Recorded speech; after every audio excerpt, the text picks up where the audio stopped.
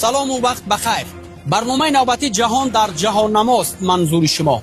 در این برنامه 1 دکبر اساسگزار صلح و وحدت ملی پیشوای ملت پرزیدنت جمهوری تاجیکستان محترم امامعلی رحمان با رهبران ساختارهای قدرتی و حفظ حقوق و ترتیبات کشور مشورت کاری دایر نمودند. در مشورت وضع کنونی در سرحد دولتی میان تاجیکستان و افغانستان و راه‌های تقویت حفظ آن بررسی شد.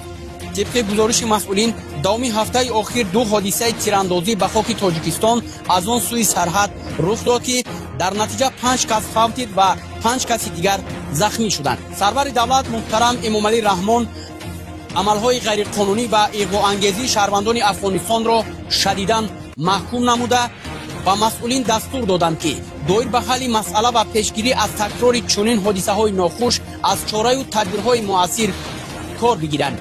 جزئیات بیشتر این خبر در نشریات بعدی منظورتان می‌گردد. جهان در جهان نما با حافظ محمد علی.